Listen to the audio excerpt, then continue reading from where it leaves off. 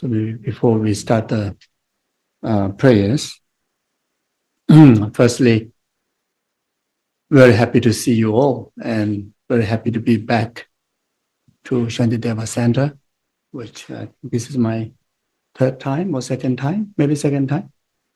I think second time in New York. Yeah, and I'm very, very happy to see some of old friends and some new friends here. So, yeah.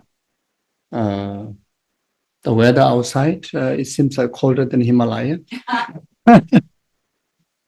But inside is very comfortable. And also outside also very nice. Yeah. But most importantly, I just feel very fortunate to have a meaningful time here, at least making sure that during these few days of our time together, especially for this Tara retreat, to be most beneficial. Not only for our own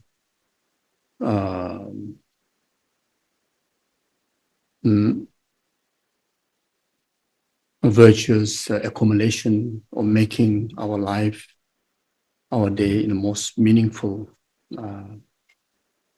purposeful, contributing positive energy. Everything is about energy. Very much everything is creations of energy. Good things, including enlightenment, is creations of good energy. The negative experiences, also creations of negative energy. So the energies are very much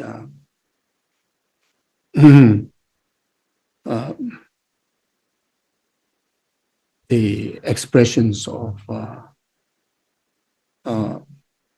the main basis of all existence, which is the mind.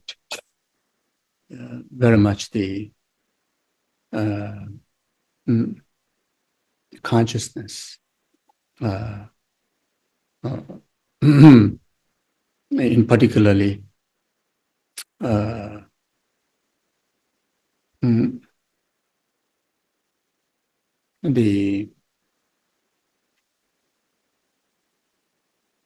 especially the expressions of the innate mind, which you express that through altruistic, motivations, altruistic intentions, then that itself produce positive energy. We call positive karma. Karma is very much the frequency that bring about the potentials, which is the energy. And when our actions of body and speech,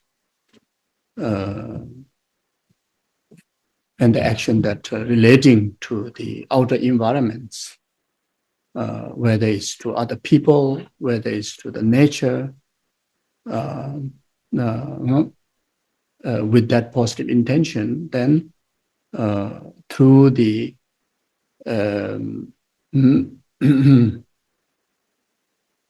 through the activities of the body and speech too, brings about energy, another level of energy.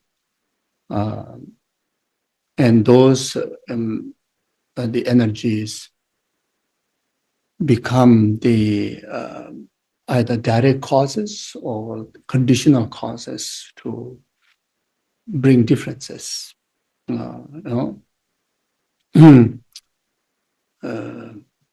Such as purifications of the negative existence, negative experiences, sufferings, then the positive karma or the positive energy can brings um, mm, virtuous experiences, peaceful experiences.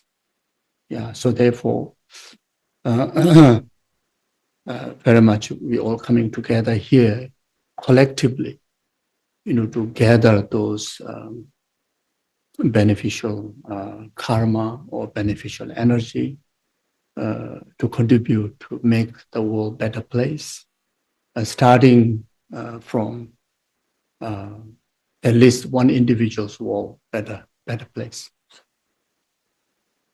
It's hard to hear in the back of the room. Okay. Do you mind if we just speak a little bit? Okay. Yeah, thank you, sorry. Okay. Okay. So that's the problem of not becoming Buddha. So when you're Buddha, then you have this melodious sound, which is also meaning that can hear in many different language, and can hear beyond the world. So when you're not Buddha, then it's difficult. Okay. So maybe the listener, I think you express your Buddha wisdom to hear. So anyway, okay, I try my best to make it louder. Yeah. So so first, bringing positive changes. If you are already enlightened being, then the gathering of positivities, benefits more effective delivering of the benefit to the needs of those blessings to the sentient being.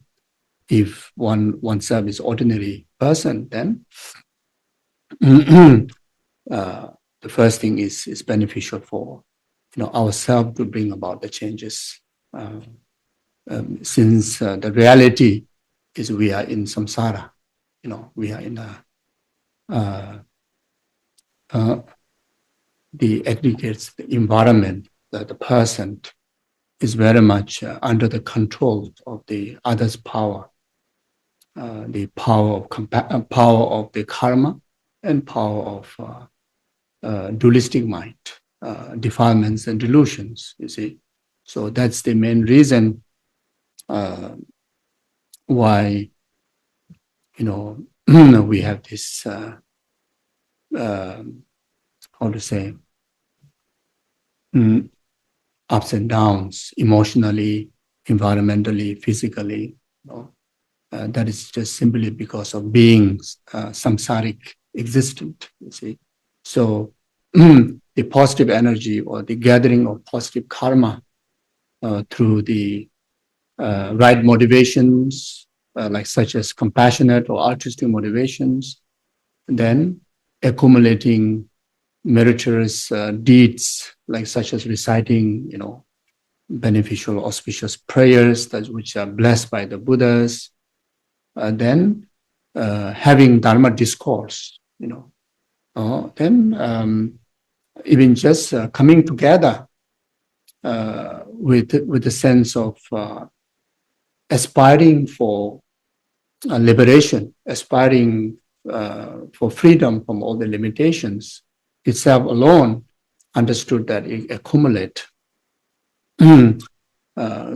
great amount of meritorious karma, and those meritorious karma can be so effective for the transformations of ourselves to enjoy more meaningful life, to enjoy peace, to enjoy, including liberation and enlightenment.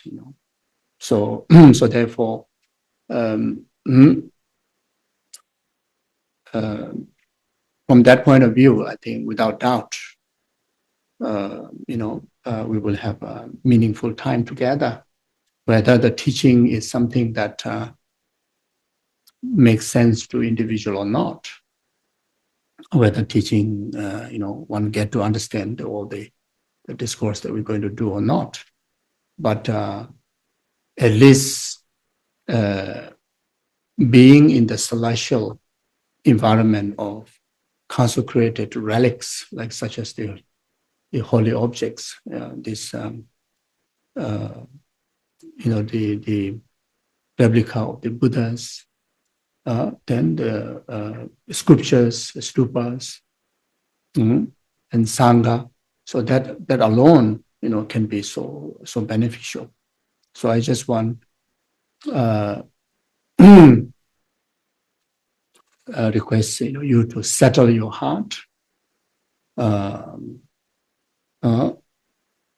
very much in the form of a retreat kind of environment. Retreat is very much simply retreating from being bound by the worldly concerns, unrealistic, bound by the unrealistic kind of ideas, like such as holding on to the graspings of the past experiences, as if that one is experiencing now. The reality or the past is already gone. It does not exist in the present moment. But there are so many, in particularly negative experiences of the past. We many people do fall under it, especially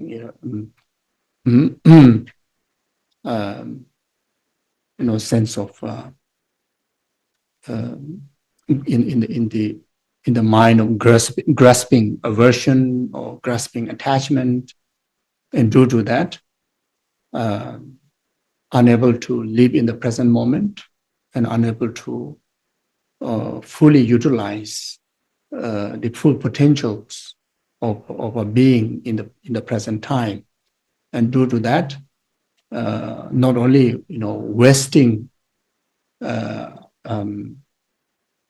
our potentials, but at the same time, we cannot be happy. Then there are also unrealistic kind of thoughts that we harbor with the excessive, worries, concerns, or the uncertainties of the future. The future is not arrived yet, but we already start to, experience such as this suffering in relation to the worries of the future. That also, even in the relative matter, that is unrealistic. Even in the relative existent, the future have not arrived yet in the present time. So, and that is very much in Buddhist teachings, understanding is due to not understanding the true truth, and not understanding the nature, the impermanent nature. So it's very much the graspings of the past in the present time and graspings of the future in the present time is very much expressions of the permanent grasping, and the permanent grasping against the truth, against the reality, even in the relative truth, it against against the real thing, is holding on to the false idea, you see. So,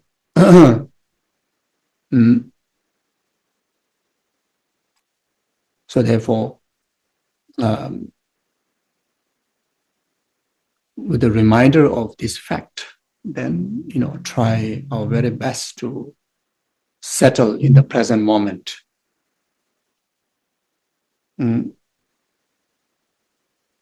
being mindful in the present moment.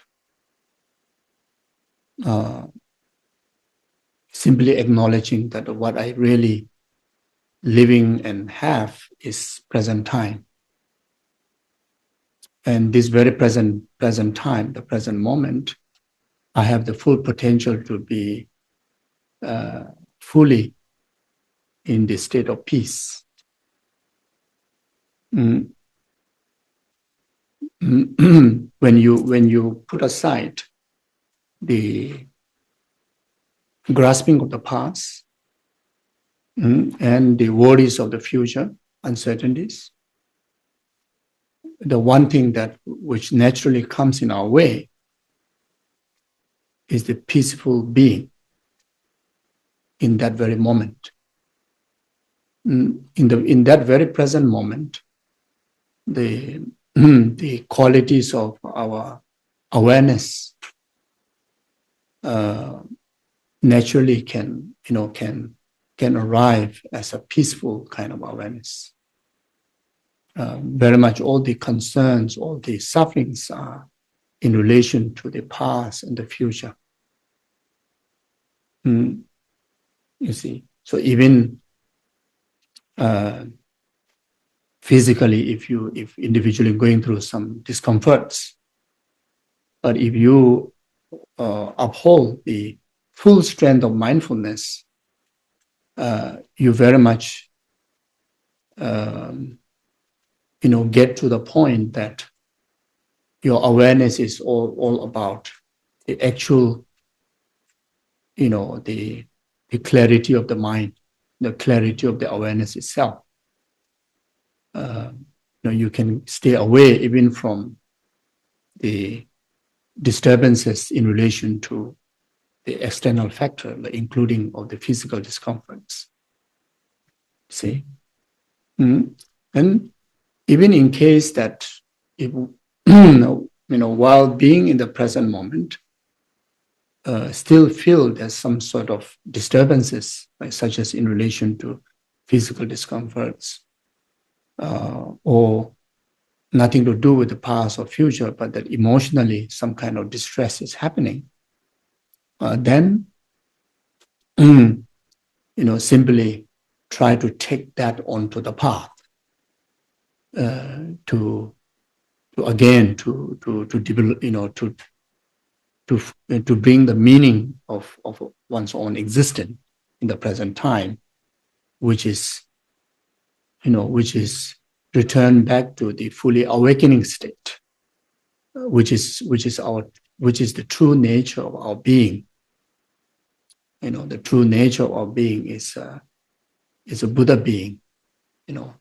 When we talk about Buddha being, not necessarily that we need to relate to religious kind of understanding. Buddha being means fully awakening being, pure being.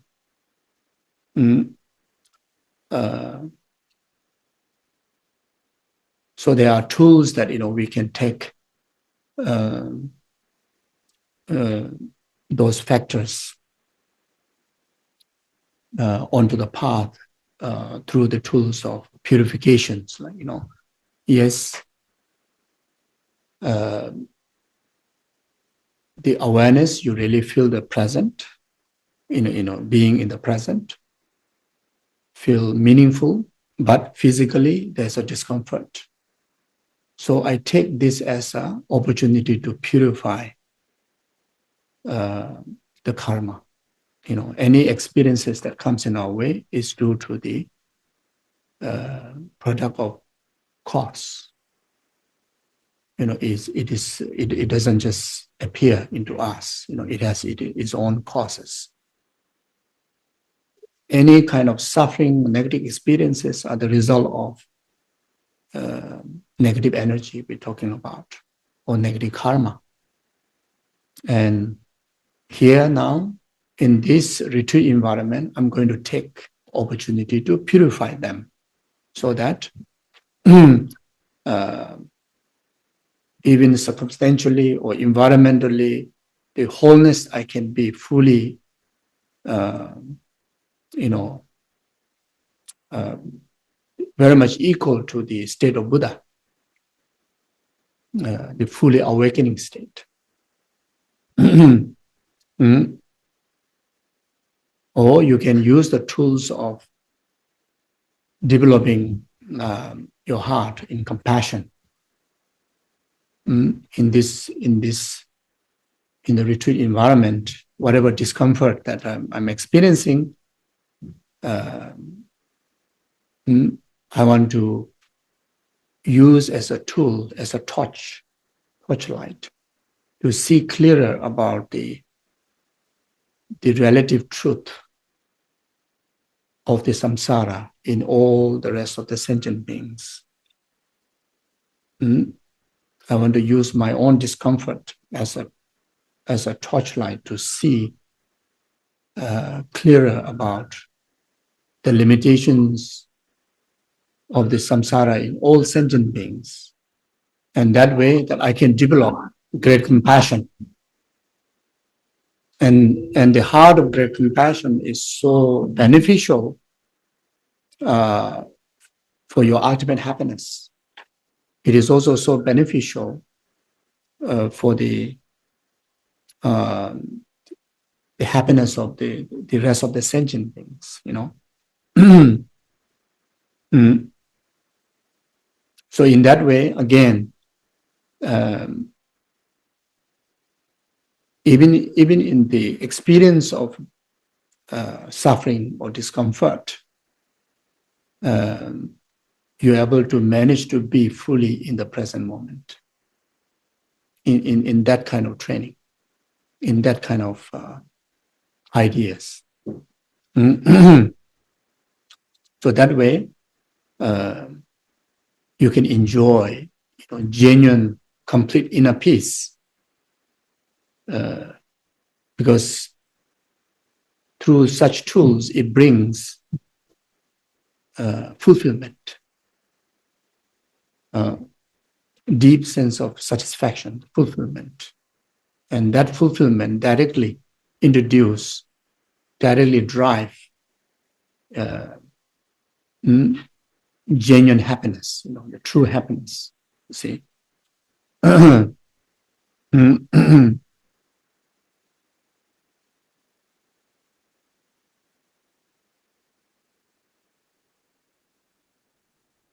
Even though relatively, we are in samsara, but then at the same time, we have this most precious human aggregates called the precious human life,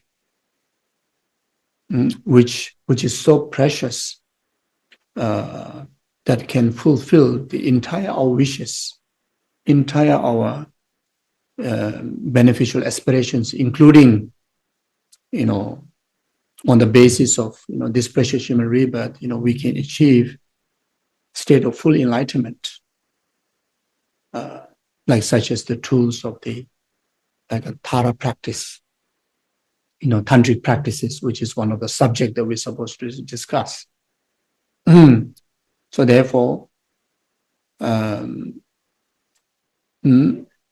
yes, samsaric existence is suffering, it is challenging, but then at the same time, if we know how to focus to the meaning, then in fact, even in samsara, the life can be so beautiful. The life can be so meaningful. So similarly, in today's world, there's so much thing happening. Many people do get disturbed what is happening in the world. And we too get disturbed. We too get disturbed. When you hear the news, when you understand what's happening. But then again, we still have a choice. If we know how to redirect our focus,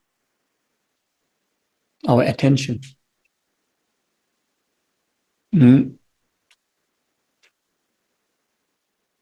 especially, those of us, who already see the value in the Dharma practice, see the value in Buddha's teachings. When our focus is redirected, if possible, fully towards the extracting the meaning in the Dharma, then in the midst of the chaos of the world, we can still stay so composed, can still enjoy our life, and still can be a great contribution to the goodness of the world, instead of get affected, instead of we also become a part of that negative energy, that negative happening. We can be the antidote to those negativities, and that one individual's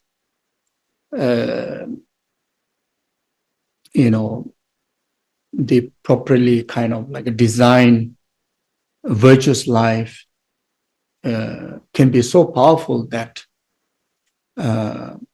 that literally can impact the entire world, the entire living being. When we talk about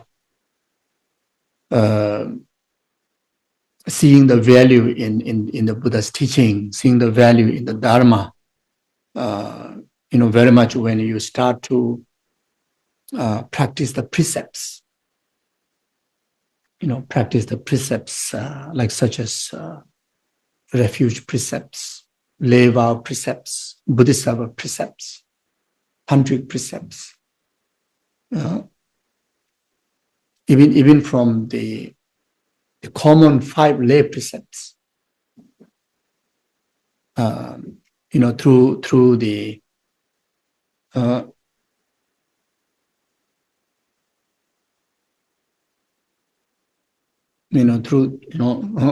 through seeing in the value in the practice in the Dharma, when you start to uphold, let's say, the precept of no killing by one individual, entire numberless sentient beings, no questions about entire humanity, their life becomes safer.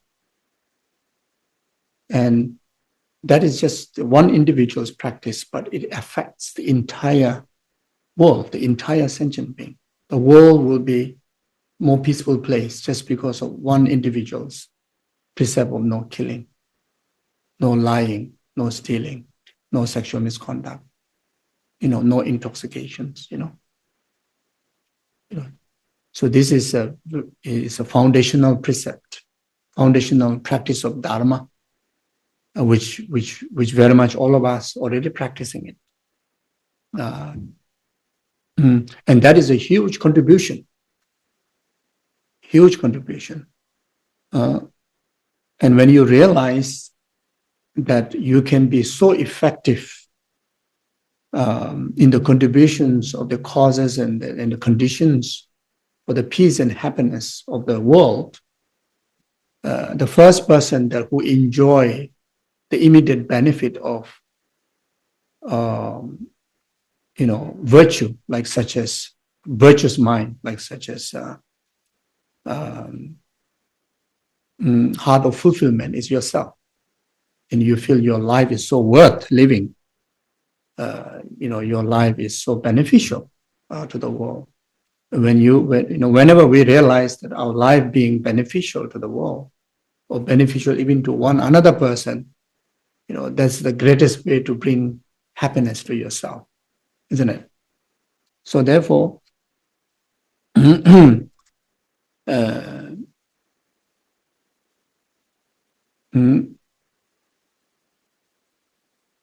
can still be happy. We can still be so happy, not just happy, but very happy. We can still be happy all the time in the midst of the turbulence of the world. And when you practice Dharma, there are so many different tools, so many different, almost 84,000 different tools, the methods that can make us how beautiful our life is. So therefore, especially when we practice Tara,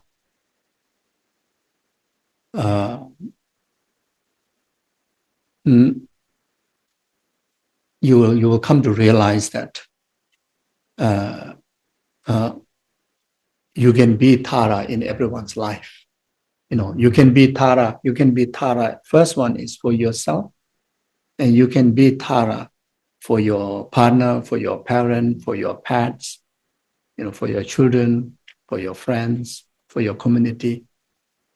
There are many legends, many stories how Tara came into existence, which later there are quite a many versions.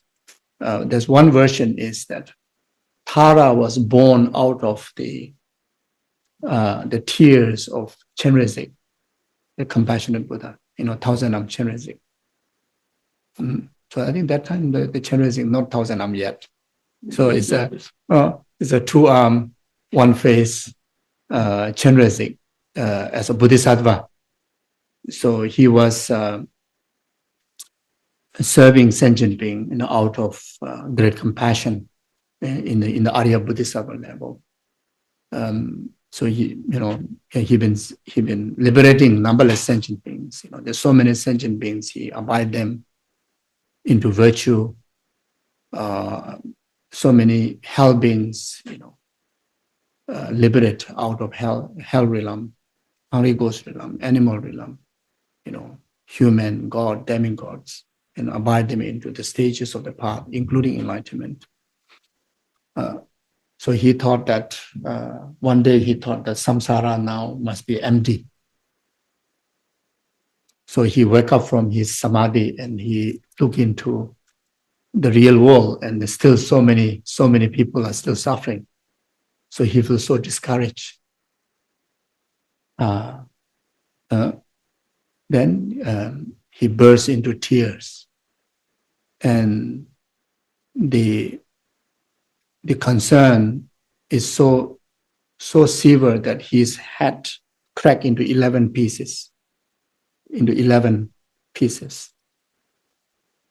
Then from the tear, it formed like a lake. Then from in the middle of the lake, then there's a lotus self, lotus born. So from in the center of the lotus, then the green Tara was born. So then the Tara expressed, you have benefited so much. And sentient beings are infinite. So never give up, continue to benefit. And I will assist you. I will help you to deliver your work of compassion. So Tara manifests there to be the strength of Chenrezig, the work of compassion. You see. So then from there, then the Chenrezig regain his courage, and then all these cracks were filled with the different heads. So that's why the 11 heads, came into existence. So therefore, in our life, in everybody's life, we need Tara. You see, how strong you may be, how great practitioner you may be. If Arya Bodhisattva, like Chenrezig, need someone to say, you're not alone, isn't it? And I will be there, to fulfill your work. I will, I'm your supporter, like that. So in everyone's in our life, without doubt, we need a Tara.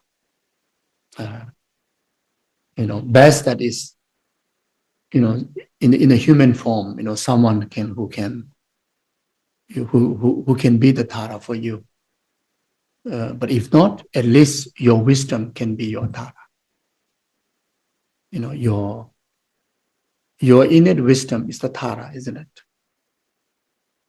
You see, Tara is called as the mother of 3 times Buddhas. Tara is the mother of the Buddhas of the 3 times. I mean, Tara is also a mother of ours, our future Buddha. Our enlightenment will born out of Tara. All the past Buddhas are also born out of Tara. Right now, those who are getting liberated, gain enlightenment, is also born out of Tara. And Tara got a relative aspect and the ultimate aspect. You see, so the ultimate aspect is your own clear light wisdom, which everybody already have. We just need to recognize that, isn't it? The expressions of that clear light wisdom to directly communicate with our ordinary mind, those are the wisdom that we learn from the Dharma teachings, such as, heart of love, heart of compassion, heart of forgiveness, heart of understanding, heart of respect, heart of, the wisdom of impermanent, wisdom of no self, wisdom of emptiness. All this is a language of the, that inner Tara. You see. So in another word,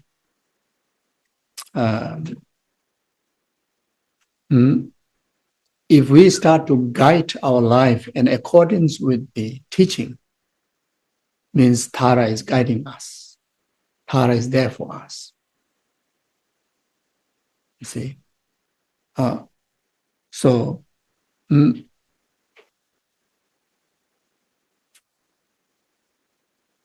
And that's, I think, very, very essential for every one of us. I think all of us, ultimately, we want to be most beneficial to the world, just like the Buddhas. I think everyone aspires for that, isn't it? Right?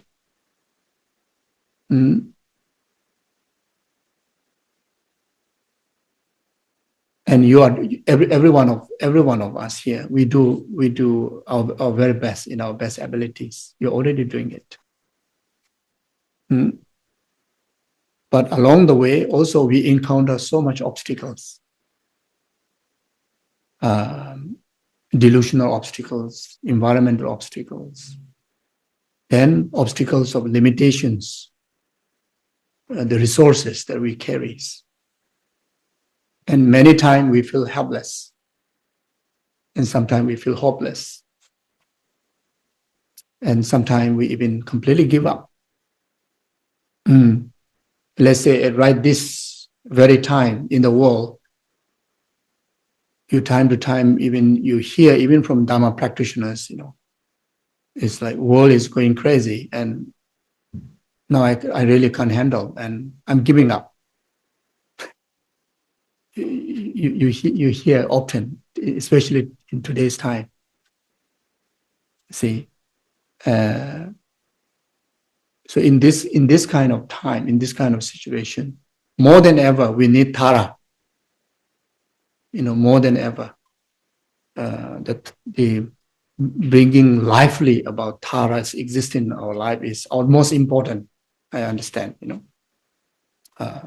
Spiritually, there's no one enlightened being or the master of the past, like such as the great Indian Pandits within the time of Shakyamuni Buddha's teachings existence, this 2,500, 600 years period. No great masters that who have not relied on Tara for their spiritual progress. I think every one of us, I think I think most of us may be aware of the stories of Lama Atisha, Dipamkara Lama Atisha. who is the very much root lineage of the Tibetan Buddhism. Nyingma, Kagyu, Sakya, Gelug, all this teaching, very much brought by Atisha to Tibet, right? And Atisha's spiritual progress was very much guided by Tara. There's a story, some of you have visited Bodh Gaya, the main stupa on the second level. There's a one stage, like a baranda stage. That's the where that the Tara in the two manifestations what appeared when Atisha was circumambulating the stupa and asking what is the quickest way to achieve enlightenment. And Tara says bodhicitta, or the altruistic heart, to develop altruistic heart. Then Atisha asked how to go about it, how to receive the transmission. So then Tara guided him to travel to Indonesia, Sumatra. That's where he met his root guru, the great Lama Selingpa, who has the nearing lineage of the transmissions of the bodhicitta, that he received directly from Buddha Maitreya. So he went to receive that, then traveled back to India. Then after that, then he traveled to Tibet. Then from there, then the Tibetan Buddhism of Nyingma, Kagyu, Sakya, Gelug, all this came into existence. You see, so and result of that, so many great saints, so many great Mahasiddhas and the masters of Tibet, which we often hear, like Milarepa, like Marpa, like Sakya Pandita, and like Lama Tsongkhapa. All of these masters have already, even historically, they have already achieved enlightenment. They were ordinary people like us. But through the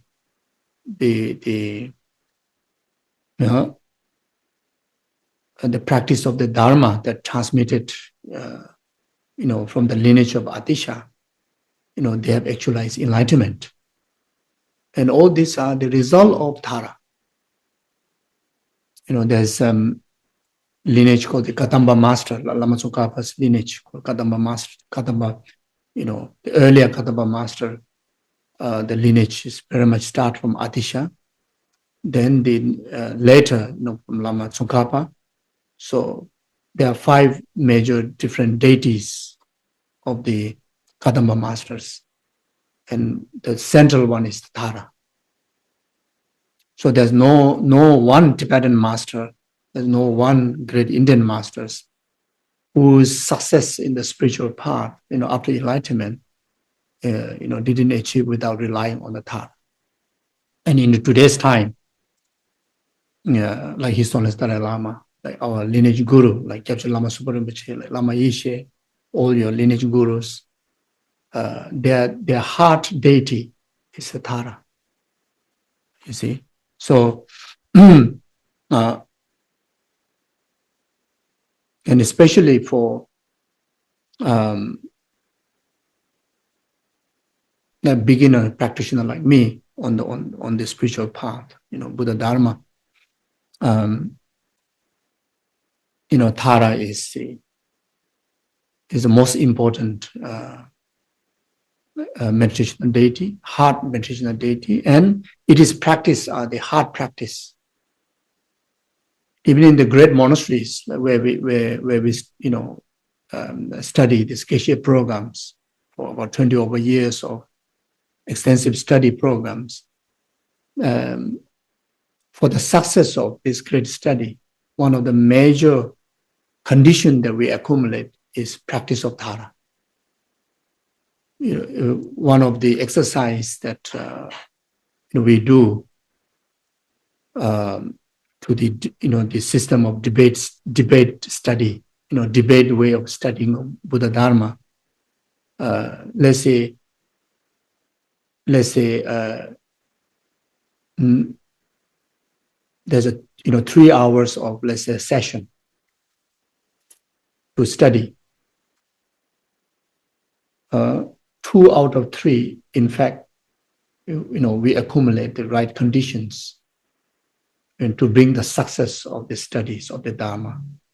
And very much the conditions are created in relation to practice of Tara. So even like recitations of it is prayer, like repeatedly for hours, like such as 21 Tara praises, we recite hours.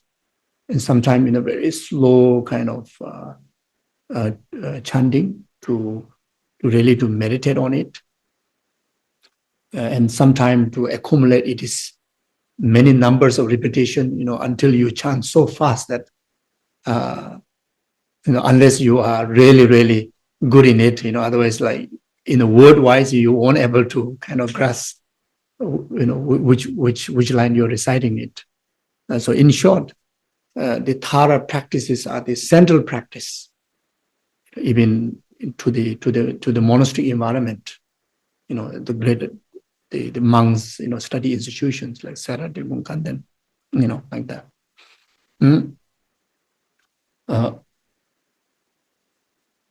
The one of the reasons why Tara is so effective and so beneficial to the success of our activities, virtuous activities, especially spiritual activities, is because Tara is the embodiment of the three-time Buddha's action or three-time Buddha's activities. So because of the energy of the three-time Buddha's activities, if you engage the practice of Tara, any activity that you need to achieve, it's simply granted the result. So, it activates all the resources to success our activities. Even in the mundane world, in the Himalayan or Tibetan Buddhist culture, even those of the farmers, for the good harvest, they pray to Tara. Even of the nomads, for their success of getting good butter, pray to Tara. Then those who engaging in relationships, pray to Tara, to have a good partner. Then to have a good children, they pray to Tara. Like in my family, very much all the families in the Himalaya in my village. Let's say if I talk about my own family, my father, mother, they don't, they don't understand Dharma. But at the same time, they understand Tara. In another way, they understand the real Dharma. It means when you understand Tara, means you really understand Dharma.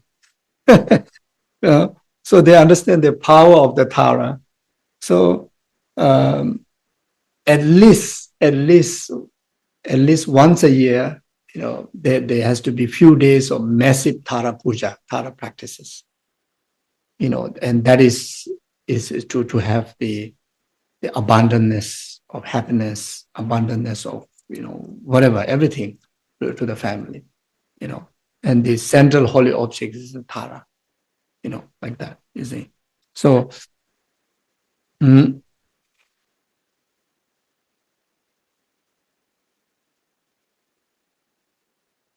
yeah, so if you want to take any journey also, Tara, such as visualizing the Tara or reciting it is praises, reciting it is prayers, reciting it is mantra, or just simply acknowledging, your innate being is a Tara being, that brings, all the protections and all the conducive conditions. You see. Mm.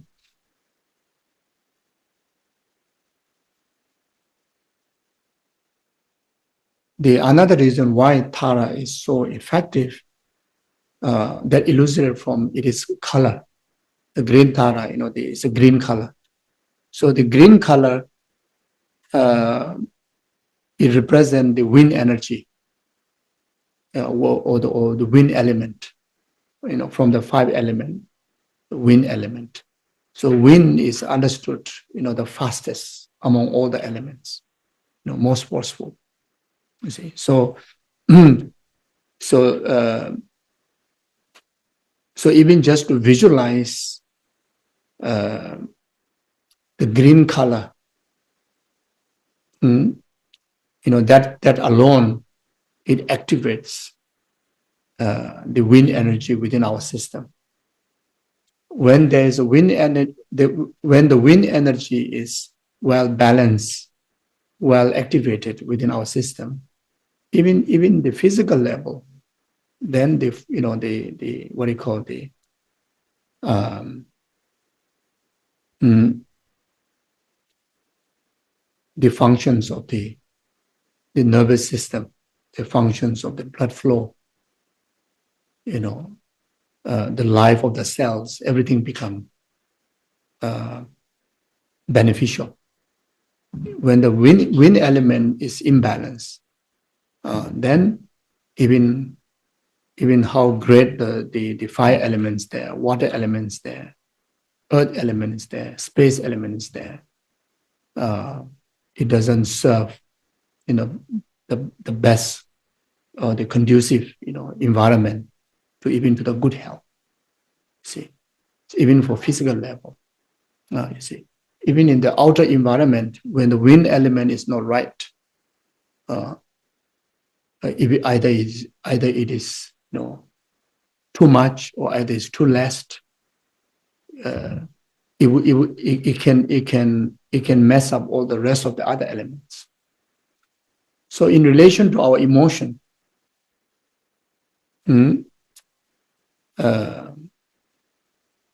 the stability of the mind or the emotion very much dependent on the element of the wind, the subtle wind energy. Because the wind energy understood as a horse that ridden by the mind or the consciousness. So if something that you want to feel or something that you want to kind of like capture in the form of energy movement, about the emotions and about the consciousness, that you can only capture in relation to the movement of the air or the wind element. You see, so so the how balanced emotion we have, how balanced our mind, the consciousness we have, is also very much dependent on how balanced the wind energy that you have.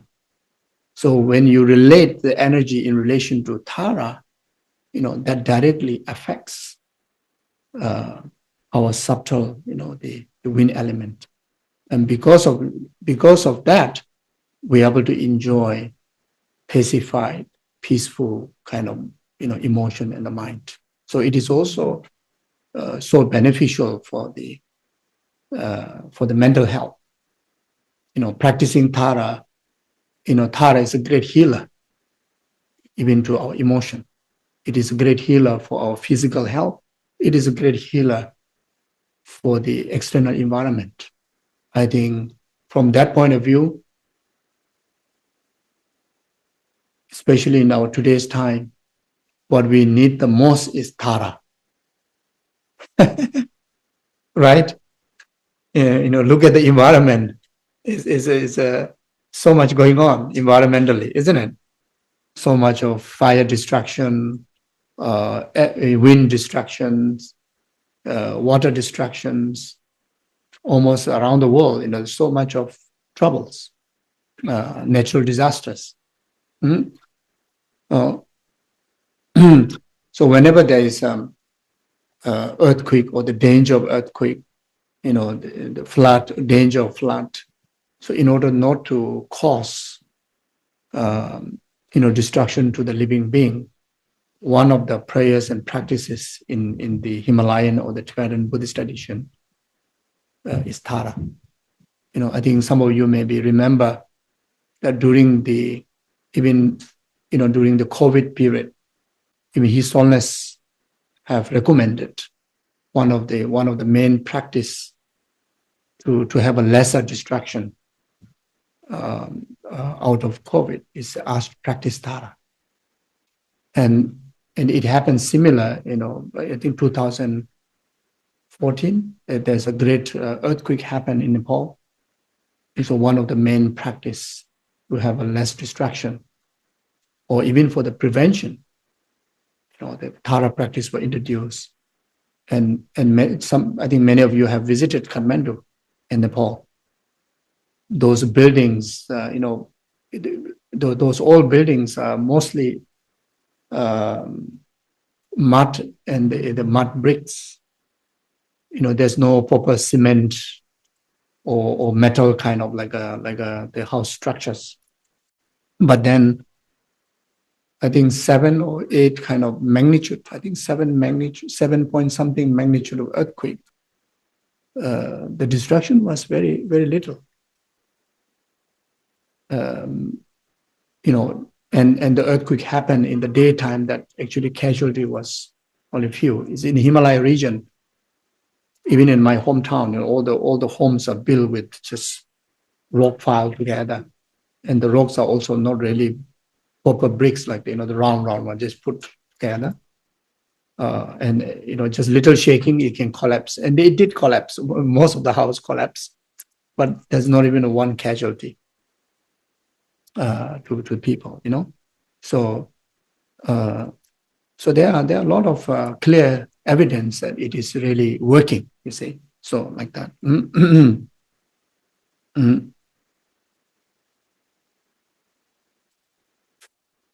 So you see, we call this, lungsem nyungme sem. This kind of wind mind, the subtle, the subtle clear light mind is very much also the label, through the subtle wind energy. So that's why in the beginning I was talking about our clear light wisdom or the clear light mind is the Tara. It's referring to that. You see, so the closer practice that you have towards Tara,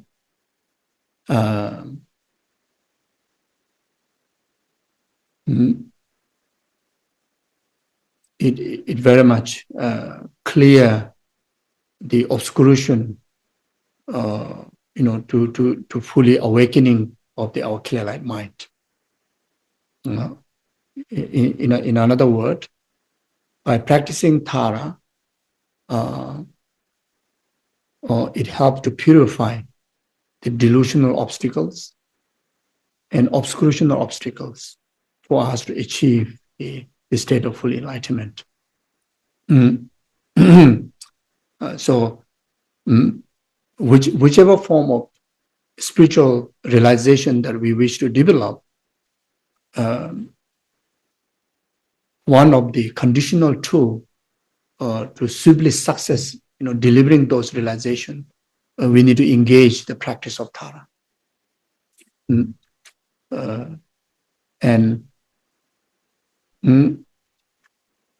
that you can see, within the Tibetan Buddhist tradition, that you can clearly see the engaging of the Tara practice is utmost important. You see, so yeah, okay. So we're supposed to do the prayers. Okay, so we do the practice, so we do the prayers. take the opportunity to remember the immeasurable kindness of Guru Shakyamuni Buddha, or introducing the Dharma, in particularly, introducing the practice of Tara to us. Without Guru Shakyamuni Buddha's existence, we won't be in the position to meet the practice of Tara. And Shakyamuni Buddha himself make a great emphasis the importance of preservation of Tara. Shakyamuni Buddha directly ordered Bodhisattva Manjushri to uphold the practice of Tara. He said this is our most important, needed in the time of the five degenerated period, which is our time. So the custodians or the lineage holder of the Tara practice, after Guru Shakyamuni Buddha transmitted this teaching, is a Manjushri. The Bodhisattva Manjushri is the one that will uphold.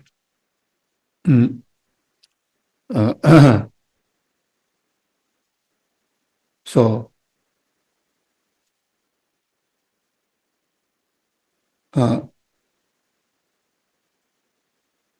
and that lineage, intact up to today, through the lineage masters such as Nagarjuna. Nagarjuna, who has the direct transmission from Manjushri. Nagarjuna is the one that who uphold the profound Dharma, the lineage of the profound Dharma. Buddha Dharma was transmitted through the two lineages, the profound lineage and extensive lineage. The profound lineage is in relation to wisdom of emptiness, and that very much transmitted through Manjushri, Nagarjuna, like Shantideva, Atisha, up to our lineage master up to today. The extensive lineage passed down through Maitreya, Maitreya, like Asanga, like Silingba, Atisha, then in our today's time, like Dalai Lama, in the lineage of Shantideva, like Ramasubra Rinpoche, like that.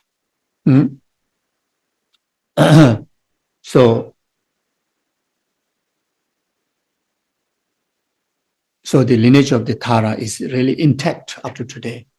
The spiritual transmission is intact. Because of that, it is so easy for us to really, ripen ourselves in Tara.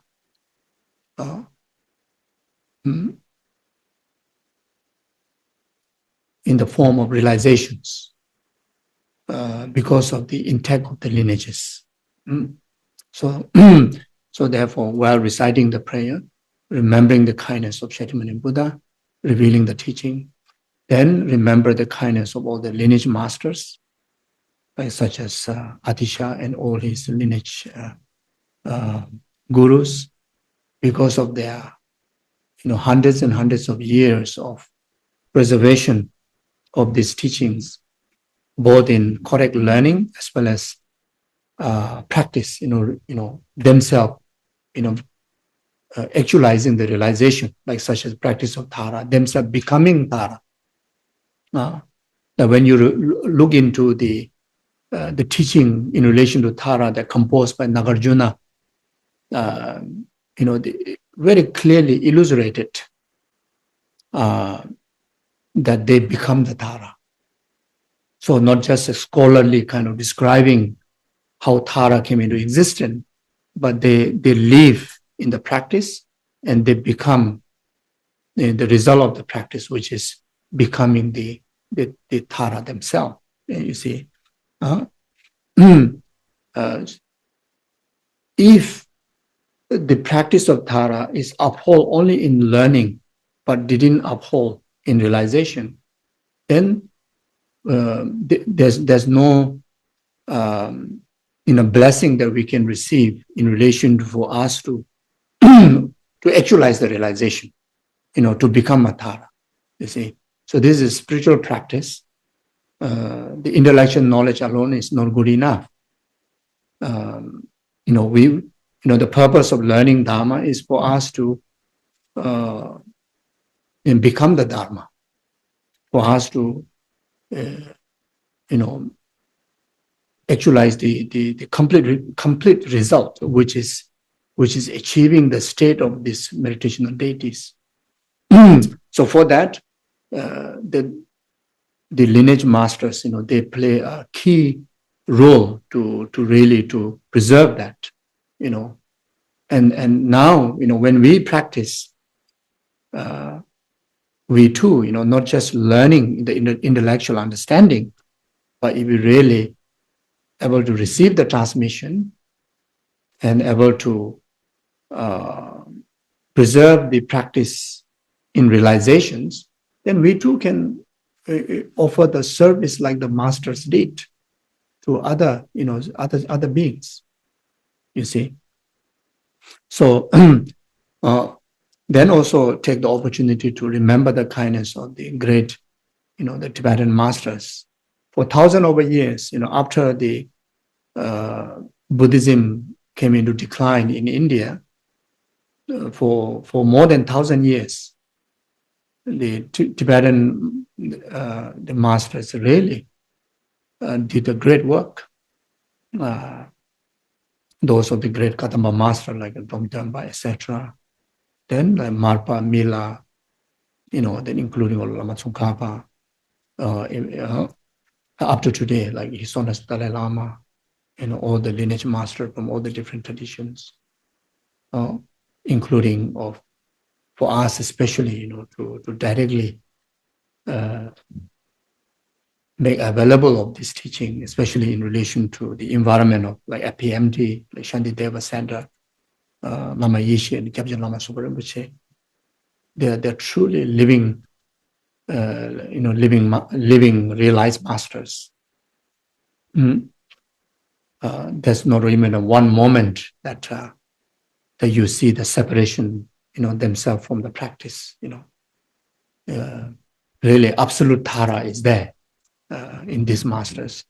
So we have these blessings. Whatever is happening here now, to even have the opportunity to discuss about, to even to hear the name of Tara in this celestial place is truly due to the blessings and the kindness of Gyabjen Lama Sopa Rinpoche. So expressing gratitudes and remembering their immeasurable kindness of preserving the Dharma intact, both in correct learning as well as realizations. So that way, then, whatever discussion that we do, whatever time that we invest here, directly affects our spiritual heart.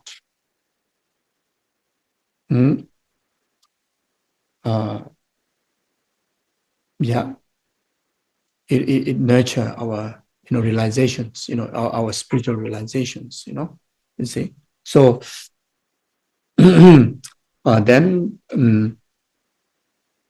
to create the auspiciousness, to see the preciousness of the Dharma, then the mandala offerings. I think there's also Hasutra recitations, which is also dispel any inner outer secret hindrances, and that you can dedicate for your life, your families and friends, who need your prayer supports, and also to dedicate to the whole world, to the world to be a more peaceful place to live, and the people and the sentient being only enjoy peace and happiness and harmony. So keeping that in heart, then we can do the short prayers.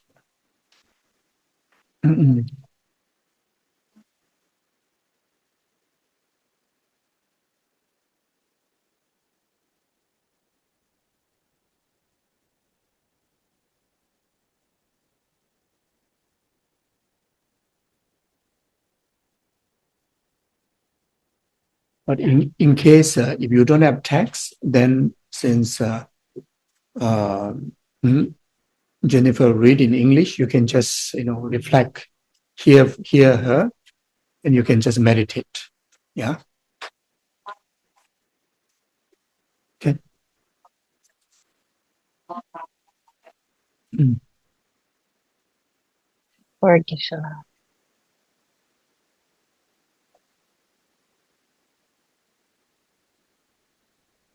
And Yeshe, I think if you scroll down, we'll start with the long mandala offering. Try scrolling down a little bit more.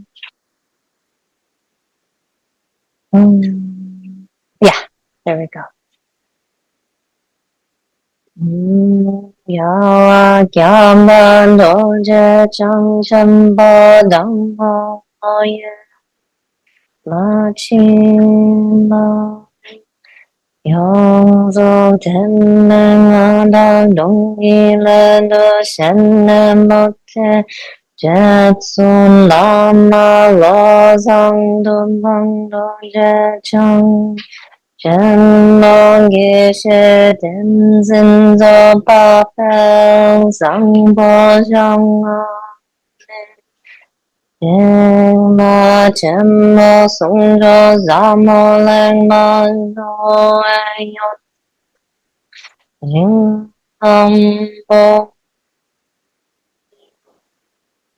Om Baja Bumi Om Mountain Sangi Saji Om Bandarekya Om Jin Jangwe Koyo Ge Koel So Ring Yamori Ram Shalom Bolo Samboli No Melang Jo Rami Loka Loka Naya Naya Zen Yonten Nam Nam Jo Rami Nyandan Rami Nyangita Rinpo Te Rilwa Samki Sing Dojo Ba Mama Mai Loto Kolo Rinpoche, Nombo Rinpoche, Tumbo Rinpoche, Lombo Rinpoche, Langbo Rinpoche, Gajo Rinpoche, Mamo Rinpoche, Jechembo Yumba, Yegma, Chenglama, Luma, Lama, Nedoma, Zungboma, Nang sama drinama Nima dawa Rinpo do Jola nama gawa gyasan Osula dan ni beljo pun sum sum ba ma sang wa me ba sang yin yi do wang wa din da jin sen sa wa dang yun ba je pe pel den lama dam ba nam nam ke ba du yang yong zo tem be na da dong yi le du shen me mo je jin sun lama lo san du mong du je chang Jambon Geshe Tenzin Zopa Belsang Bojang Anen Dingma Jimbo Sungjo Zamo Lengba Jue Yondu Jim Zamo Wangyewa Dungje Dowe Dondo Tsesu So Jene Gyandan So Jawa Magyu Namge Tada Nembe Semje Tamche La Tutsewa Jingi La Tu Oso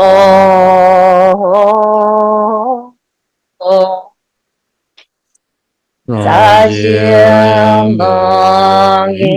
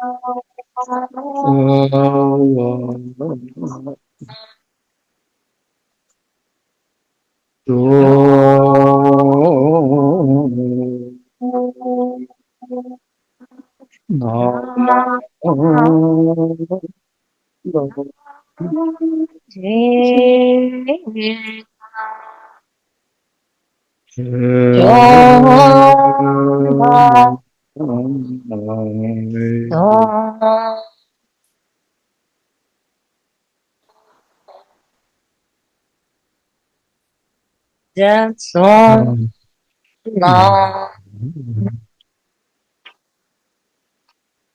No. Dharma.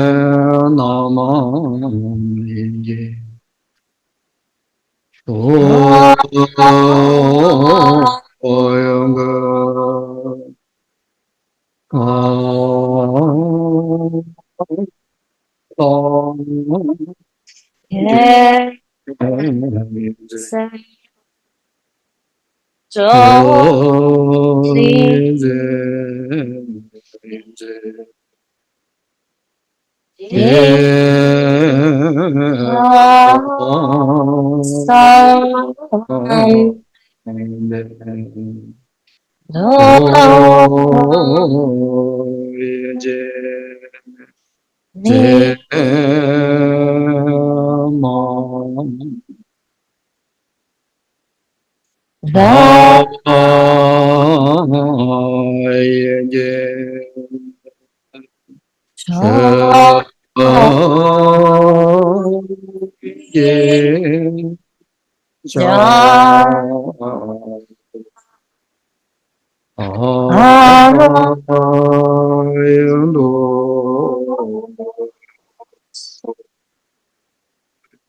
Idam Guru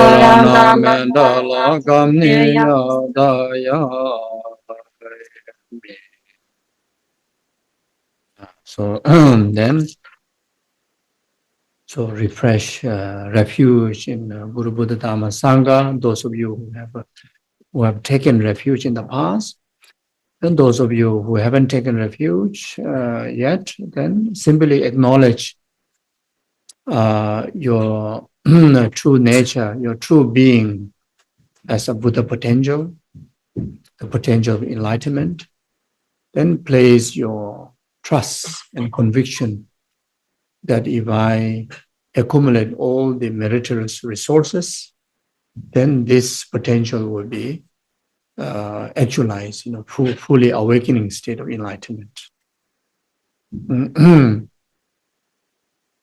Then, on the basis of that, then refresh the bodhicitta motivation by dedicating entire one's existence, in particular this whole life, and this very year, this very month, this very week, and this very retreat, and this very session, to be most beneficial for the peace and happiness of the entire numberless sentient beings, from temporary happiness up to the ultimate happiness of enlightenment.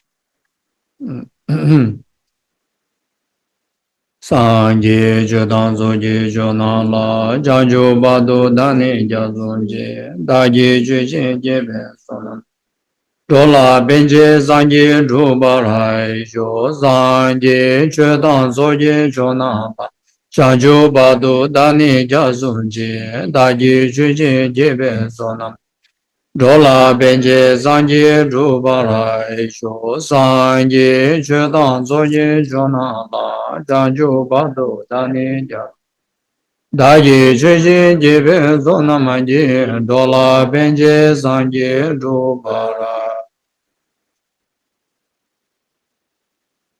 Kangi Duzene Zone Dawatam Jebambi Jire Tambi June Duen Jebe Kodam Dela Chansi Konyi Ninja Zundu Jube Lama Seje Senju Kanje Dende Chana Bemo Tenzin Jazo Sowa Devzo Da Yu Shinje Lo Okay, thank you. Now we start the session. Now, already 12 o'clock. Okay. Uh, you need PP break? So no need. We are up to 12:30, isn't it? So we have half an hour. Okay. So, mhm.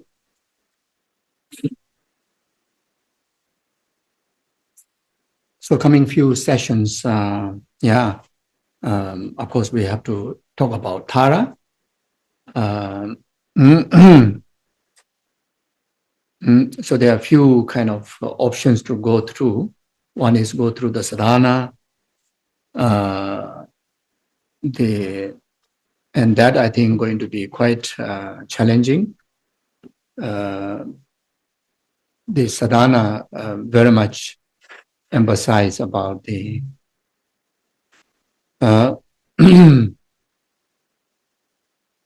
the main aspect of the practice of the generations and the completion stages of practices, especially in relation to Cittamani Tara, which is from the High Sukhi Tantra. So without the initiation, there's no room for us to discuss in detail. Then if we go through the puja sadhana, again, there's quite an extensive topics, so which again we may not, able to discuss detail. Then the third option that comes the best, which in fact Jennifer, did a great work of putting into kind of like a points, very much addressing some of the key points to clarify, it is meanings and illustrations of its practices, or if there's any kind of doubts that need to clear. So I thought to go through that. So Jennifer have given me a few of those, like in the form of caution inquiries, and I try to answer them.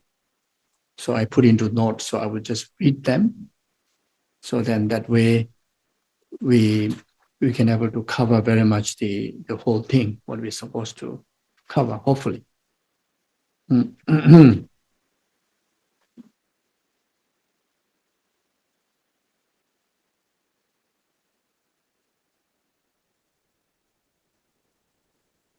So just for the auspicious starting, I would like to read through the invocation prayers for the Tara.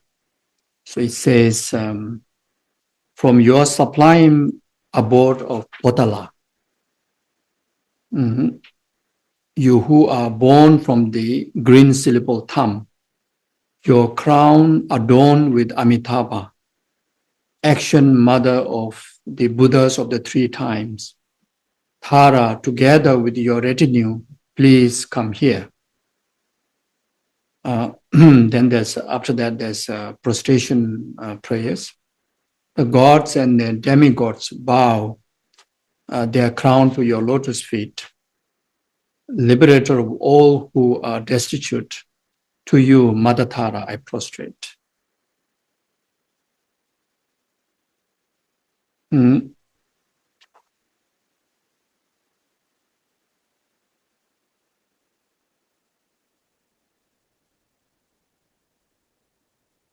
So the first line very much introducing the celestial mandala where Tara comes from, where Tara's Sambhogakaya aspect, which is the image that we see in the statue or the drawings. That is the Sambhogakaya aspects. any enlightened body, they have 4 bodies, or also defined into 3 bodies: Dharmakaya bodies of the enlightened mind, and the Sambhogakaya and Nirmanakaya. If you define in the 4 bodies, then 2 wisdom body and 2 form bodies. So the wisdom body is all pervasive. The wisdom bodies of the enlightened quality, like the Mother Tara's wisdom body is all pervasive. There's no one single atom where there's no existence of the Tara, and that is referring to the wisdom body.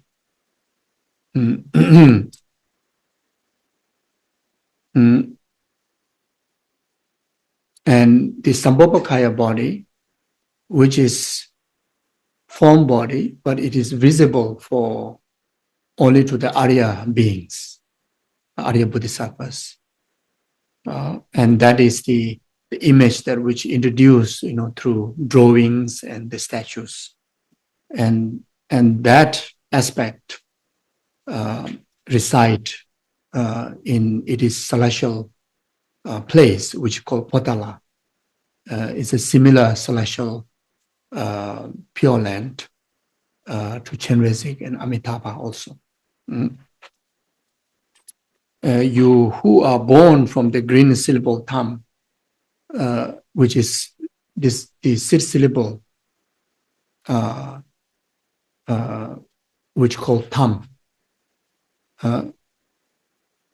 which is later appear in the tham, is very much is energy form.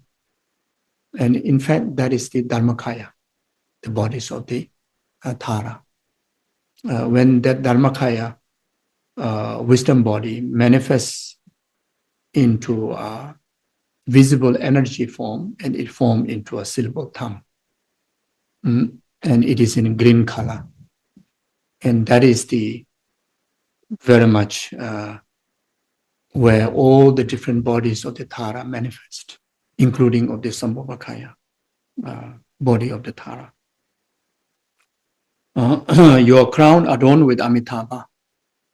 So the central family of that celestial environment is the Amitabha.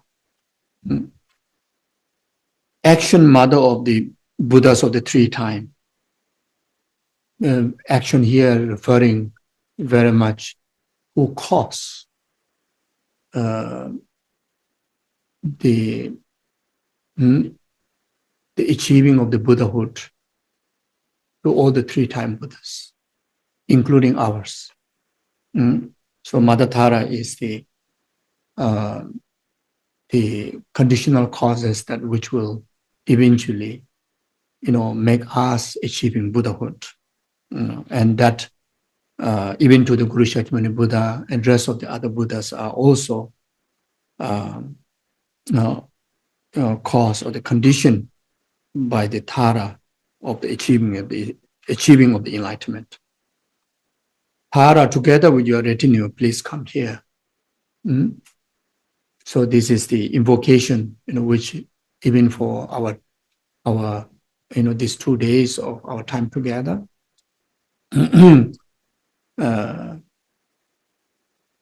being in the retreat is very much be oneness with the Tara. Ultimately, we are oneness with Tara. So acknowledge that. Yeah. Our Dharmakaya is no different than the Dharmakaya nature of the Tara. Our clear light potential is no different than the Tara. So we need to acknowledge the true being of Tara within us, that oneness of being Tara. As I mentioned at the beginning, we need to divert our focus. Our focus should divert from focusing on politics. Yeah, I think there's not much benefit focusing towards the politics, what's going on in the world. That's the politician's problem. I think if we try to stay focused on that, instead of helping to solve all the chaos of the politics, we become very much part of the energy. So rather I think change the focus maybe, right? And so maybe that can create an environment for us to able to change what we wish to change. So that's I think the right way. So the best way, I think, not only these 2 days we be in retreat, being oneness with Tara. During these 2 days, we keep reminded. Is very much that is a form of meditation. Meditation simply meaning keep reminding, being habitual, of that object of meditation. So the object of meditation here is for us to remember always that I am oneness with Tara. I am inseparable from Tara. And I think our ultimate goal of this retreat is best is to really become oneness completely in the resultant form.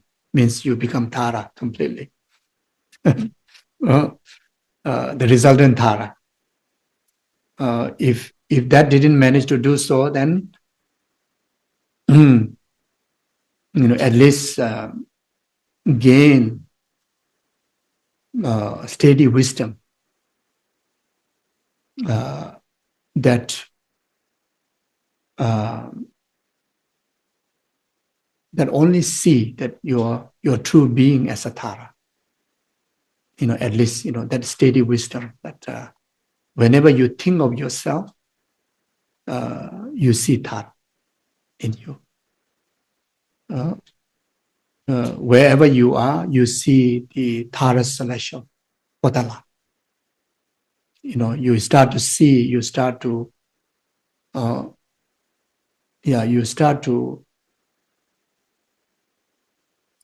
realize that your home is Potala, not an ordinary home.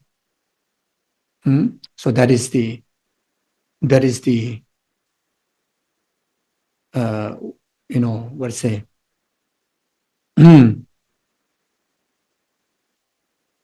the object that you see through the eyes of wisdom.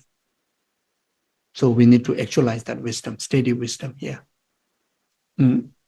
Through keep reminding the one entity of being Tara.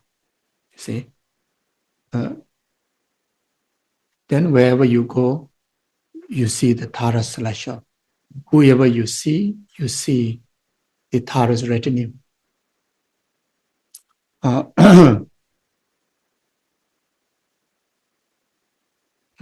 If that also didn't manage to do so, then at least develop steady mindfulness, quality mindfulness. The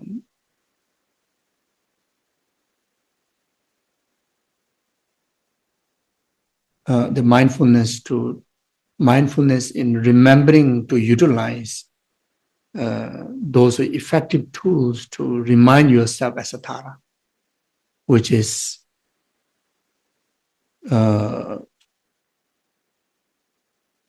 through the tools of visualization, visualizing. Those of you who have high Tantric initiation or you have Tara initiation, then using the tools of self-generation, it's yourself becoming Tara, and through that, you remember being Tara.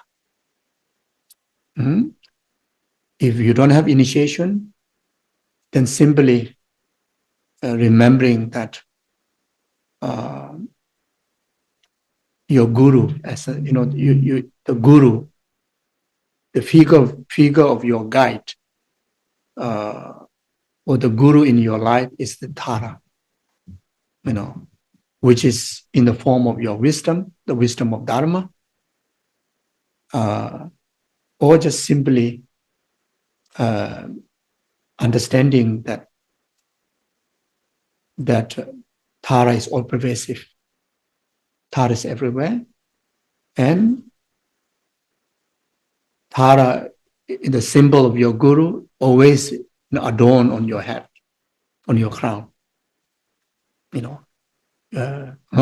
Just like the Tara herself, like adorned with the Guru Amitabha. Similarly, we ourselves to remember that Tara is always, on your crown, as like you're wearing your hat, you're wearing your crown, and bestowing, all the blessings that you need,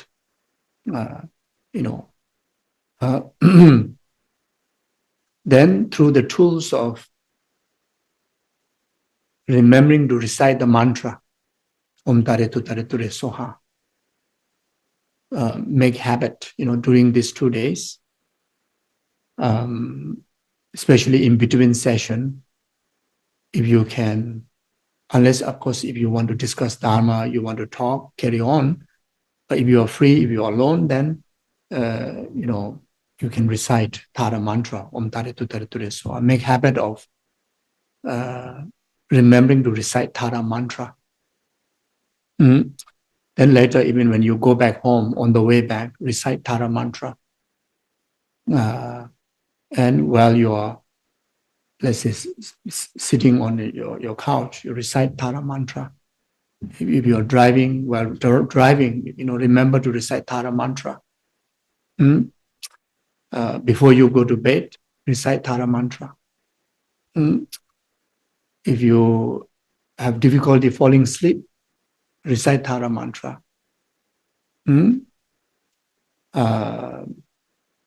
If there's a thought that is keep kind of bothering you, recite Tara mantra to get rid of those thoughts. If there's a beneficial thoughts coming in your way, you want to make it even more vivid, more stable of those thoughts, recite Tara mantra like that. Using the tools of reciting Tara mantra, using the tools of reciting Tara prayers, like 21 Tara praises.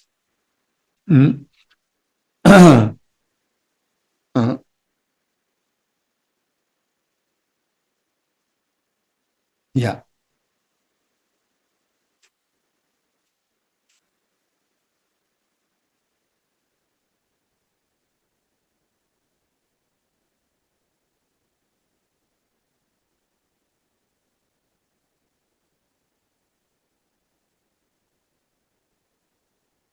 Yeah, so this is something that what is very much meaning, being in retreat or being in meditation. And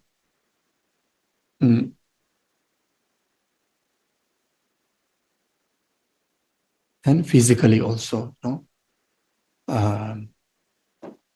you can sometimes see that you can do the same gesture of the sitting, how Tara is sitting.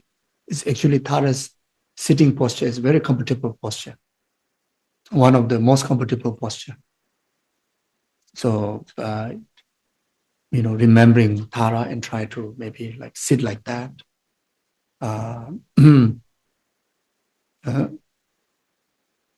Then the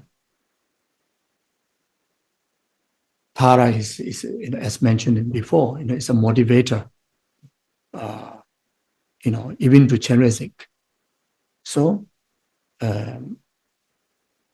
remembering Tara, then always, to remember, positive thinkings, remember virtues, and always encourage yourself always encourage of being positive, being optimistic, being peaceful, you know,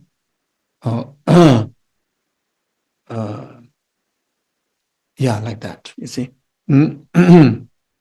So that way, then all your three doors, you know, manage to be in the retreat.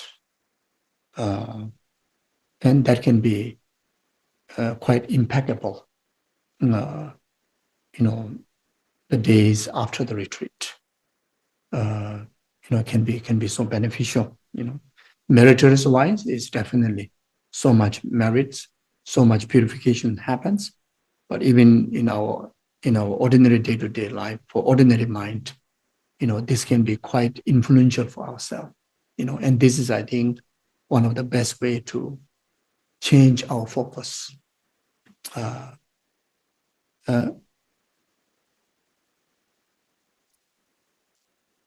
Good to have a more conversation in the language of Tara. You know, and good to narrate the story in the language of Tara. You know, like when you read 21 Tara praises, those are stories. The you know, the descriptions of each of the 21 Taras. It's a beautiful stories, you know. So especially if you recite in English, so for you, it's you know, it's a very beautiful kind of narrating stories to your mind. And these are, I think, beneficial kind of like new stories to be told to our mind. You know, we have been listening, you know, too much of disturbing stories, and until that you start to view the entire world is, you know, is very messy in that way.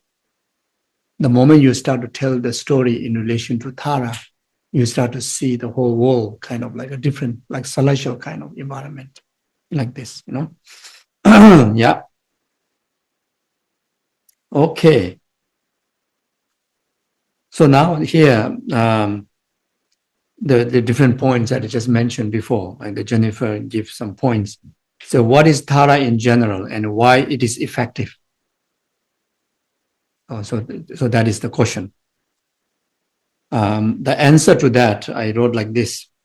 Tara is the most powerful tool to protect from impurities and ordinariness.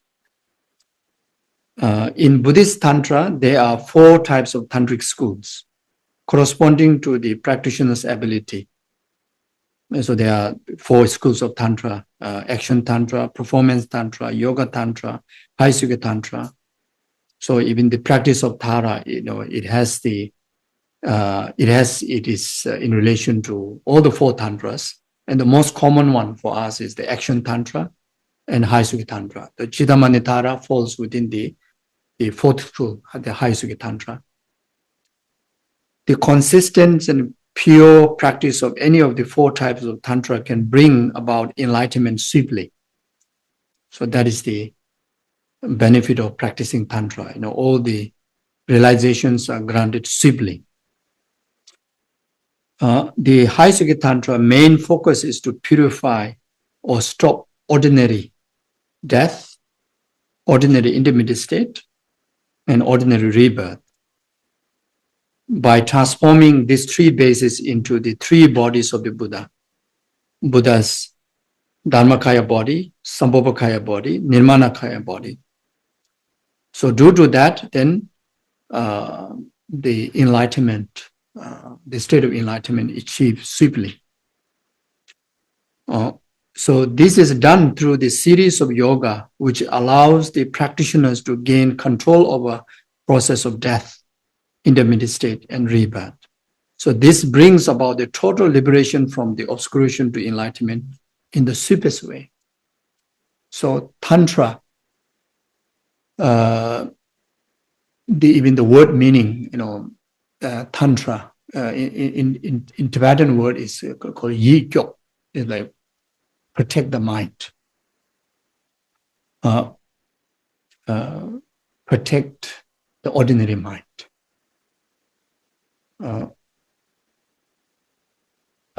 The way of protecting is by purifying the ordinary perception. By purifying the perception, you purify the world. By purifying the mind, you purify all the object of the mind. By even to the secondary level of the mind, by purifying the hearing consciousness, you purify all the hearings, all the sound. By purifying the eye consciousness, you purify all the things that you see through the eye. By purifying the feeling consciousness, then you purify all the, that relate to the feeling. Purifying entirety of perception, you purify the entirety of the world. And the Tantra, the Tantric yogas, the Tantric practices are the tool to achieve that. See? Even the entire Dharma practice is about transformation of the mind, but then the tools that provided from the Tantra is one of the most effective. Because of the effectiveness and the swift granting of the purification is the result of the practicing of the Tantra. So from the very beginning, when you practice Tantra, the first thing is you bring about the purifications of the self. Purifying the ordinariness through the tools of emptiness. Then from that emptiness of being empty of ordinary person, ordinary self, arises or become the divine deity, and there you uphold the divine pride, or uphold the awareness of being a Tara. You see, so even to those who not yet have the prerequisites, like such as initiation, you can still, through the absorptions of the Tara, you can still practice the Tantra in a very profound way of seeing self oneness with the Tara. For that you don't even need initiation. You visualize Tara in the front, or you visualize Tara on the crown. Then eventually that Tara dissolve into the light dissolve into you, or the light dissolve into to the to your how to say, to your Dharmakaya state, to your clear light state. And there it become oneness, and from that onward you uphold my being, or my clear light being is oneness with the Tara. To do that you don't even need initiation. Everybody can practice even now. You see, ultimately that is one's being. So by purifying the ordinary way of recognizing who you are being, brings about yourself as a divine being, and that is valid. You are not kind of perceiving, or you are not holding something that you are not. Ultimately, you are Tara, isn't it?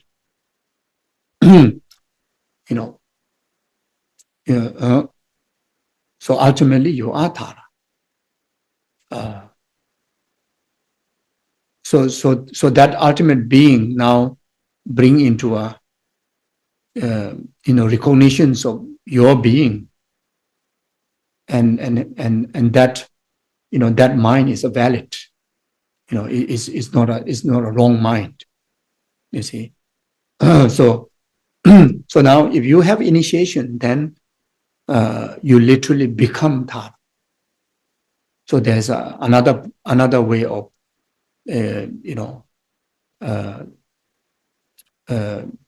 being oneness with the Tara is by becoming Tara, not through the dissolvation, but becoming Tara. So for that, there's a prerequisite which is required, like such as initiation. Then you can do that. You see. And in the practice of the purifying ordinariness and upholding the divine identity, it's itself alone understood is one of the most powerful practice to purify limitations in ourselves. And it serves one of the most effective the condition to achieve the resultant, the enlightened bodies of the Tara. So this is one of the reason why Tantra is regarded as a sweet path. So in another word,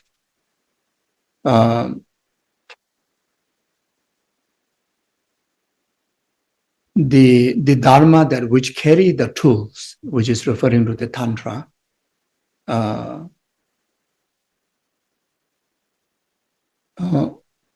can experience our resultant three bodies within the causal stage in ordinary base. At this very beginning stage of ordinary sentient being, through the yogas of the tantric meditation, you can experience, you can actualize the practice, you can actualize the three resultant bodies of your future achieving the Dharmakaya, Sambhogakaya, Nirmanakaya within this ordinary level. So that is another unique but special practice in relation to Tantra. In the sutra, there's no such tools. So through such practice, it brings effective purifications of our ordinary body, speech, and mind, and that leads us to achieving of the resultant Buddha's body, speech, and mind. From that point of view, is also understood as a sweet path. See, so very much our ordinary existence is within the experience of these three phase of existence: life, death, and in between, right? Which we call living, then dying, then intermediate state, and that's cycle within different realms. Now, through the tools of the Tantra, you can take this three ordinary experience onto our extraordinary practice of Tantra, as extraordinary practice to purify the three ordinary cycles of life, and bring about the resulting experience of the three bodies of the Buddha by transforming ordinary death. If you are the most successful practitioner, you can experience Dharmakaya, bodies of the Buddha. Means you can enlighten there. If not, at least you can experience great, high level of wisdom of realizing emptiness directly. If not, at least you can accumulate great, vast, amount of merit that which also can serve for future time, swiftly to achieve the Dharmakaya, bodies of the Buddha. Then, by purifying the intermediate state, you actualize Sambhogakaya, the bodies of the Buddha. By purifying ordinary birth, you experience the Nirmanakaya, bodies of the Buddha. So from that point of view, the Tantra is special because Tantra tantric teaching carries tools to do that. For the sutric teaching, there's no tools to able to transform that. So those are the reason why the tantric path is regarded as a sweet path, like that.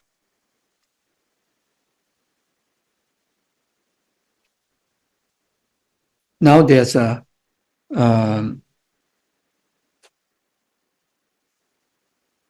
okay. Now it's already 12:30.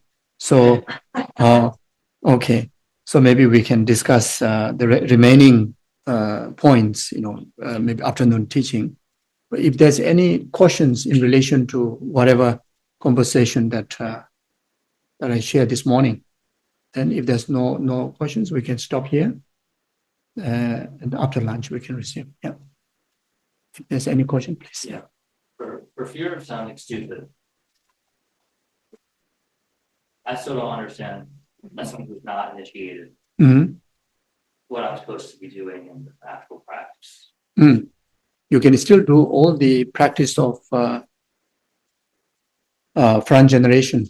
In the Tara practice, there's a two section. One is front generation, sub generation. So front generation is you visualize Tara, as a merit field, and there then you perform all the purpose, which is to purify ourselves and accumulate meritorious resources, to achieve all the results, including enlightenment. So that we can practice without initiation. So the main practice, such as a seven limb practice of seven limb, like limbs of making offerings. You let's say you have a Tara statue on the altar, or you can visualize Tara on the space. Then you can make offerings, practice of offerings, which will help us to accumulate a lot of merits. Then the second limb is to purify negativities, such as through the practice of prostration, the limbs of prostration. You can also do that. Then limbs of rejoicing. You think of all the qualities of the Tara, and you rejoice. And practice of rejoicing in the merits of the Buddhas, they say we earn 1 out of 10.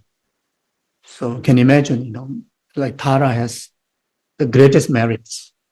So when we think of her qualities and when we rejoice, we earn 1 of 10. That's huge. That's so much, isn't it? So, and when we start to learn about the qualities of the Tara, that itself will kind of lead you into an amazing meritorious world. It's kind of like going for the best holiday trip, maybe the best of the best holiday trip, that you can enjoy every step.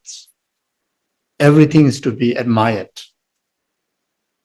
and that you can apply in relation to practice of rejoicing. Then practice of kind of like, if you know someone is so special, someone is so beneficial in your life, and it is so wonderful to ask them to be always with you, isn't it? Always remain with you, which we do that, isn't it? If someone you love, somebody, and you say like, never leave me. And especially if you know that that request is accepted and you feel so happy. So there's a limbs of requesting Tara to always live among us. So as for Tara, it will never decline your request.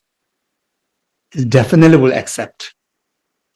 So Tara to be as your guide, your friend, your mother, your sister, and she is accepting to do that for you, and that's amazing kind of comfort, amazing blessings that you can experience, and you can practice that even without initiation. Then another one is to, request Tara to always turn the wheel of Dharma. And again, she will say, yes, definitely, I'm completely for you for that. And knowing that, I think, you will really inspired, and that will kind of like lead you into be on the path.